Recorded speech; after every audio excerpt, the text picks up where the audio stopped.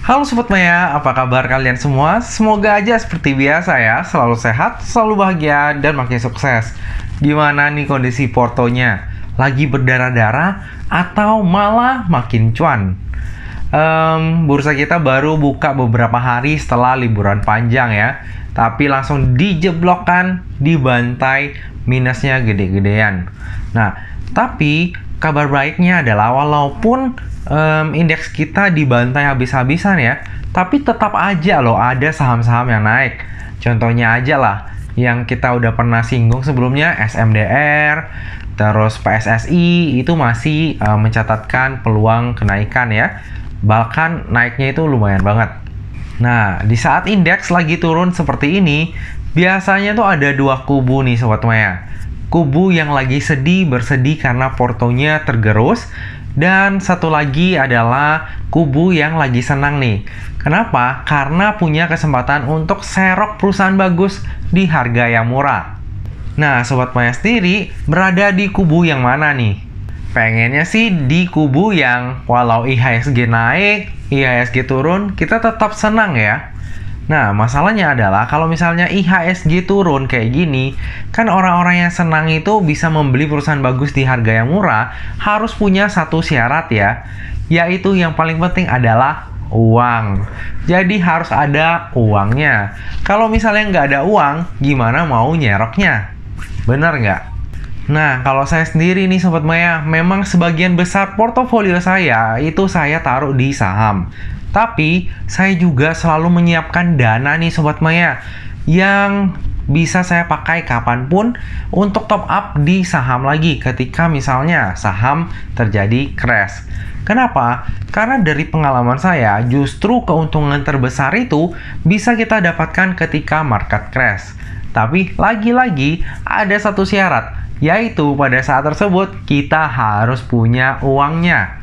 Nah, Sobat Maya pernah nggak sih ngerasa ataupun pernah dengar nih petua dari influencer-influencer saham yang bilang bahwa harus taruh semua portofolio kita. Misalnya kita ada 100 juta nih, 100 jutanya harus dipakai aja semuanya biar portofolionya itu produktif, bisa menghasilkan uang, bisa menghasilkan capital gain ataupun menghasilkan dividen untuk kita.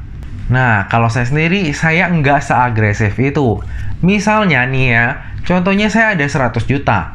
Saya tuh biasanya bagi nih Sobat Maya, 60% saham, 40% di instrumen lain yang saya bisa tarik kapan aja.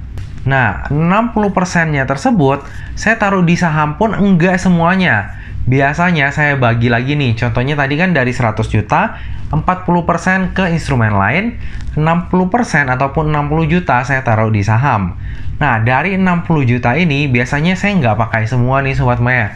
Biasanya saya pakai sekitar 80% itu di saham, sisanya dana yang siap untuk nampung ataupun average down. Biasanya seperti itu kalau saya. Karena saya bukan scalper ataupun trader handal ya. Beda dengan trader handal ataupun scalper yang sekali masuk itu langsung all in gitu ya. Kalau saya nggak sejago itu, makanya saya selalu menyiapkan plan B ataupun rencana cadangan ya. Kalau seandainya saham yang saya beli itu turun. Nah, jadi di saat seperti ini, saya tuh kalau misalnya IHSG mau turun, saya juga senang. Kalau misalnya dia naik, ya saya lebih senang lagi. Artinya, uang saya yang di saham itu bakal bertumbuh. Tapi kalau misalnya emang dia amit-amit turun banyak nih ya, katakanlah, misalnya ekstrimnya kayak tahun 2020 kemarin, saya juga siap karena uangnya ada. Nah, tentunya uang untuk menyerok saham yang kalau misalnya lagi jatuh, tentu saja enggak saya tempatkan di tabungan aja ya. Karena tentu saja kalau misalnya kita tempatkan di tabungan doang, itu pastinya dananya kita enggak produktif. Misalnya kita taruh 100 juta di tabungan, ya malah cuma buat bayar admin doang. Makanya saya taruh di instrumen yang memberikan imbal hasil lebih tinggi.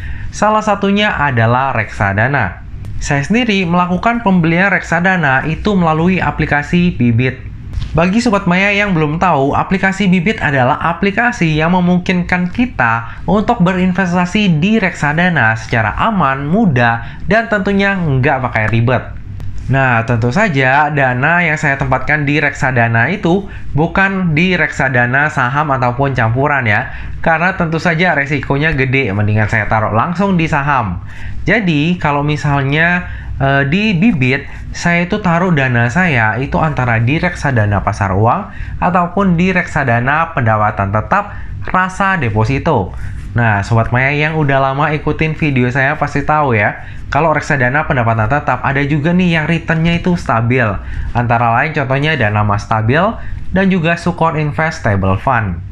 Bagi yang mau menonton videonya bisa tonton di sini ya. Kalau Sobat Maya sendiri, ada nggak dana cadangan seperti yang saya lakukan di reksadana? Atau semuanya taruh aja di all in di saham, tapi dibagi lagi nih porsinya. Misalnya ada uang semuanya 100 juta, taruh semuanya di RDN aja, tapi belinya bertahap. Misalnya 50 juta untuk portofolio saham, 50 jutanya buat serok.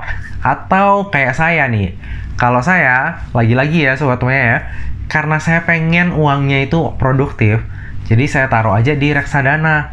Reksadana memberikan return yang lebih gede daripada misalnya kita cuma taruh di RDN aja, ataupun kita taruh di tabungan yang biasa. Sobat Maya sendiri punya nggak strategi yang seperti saya nih?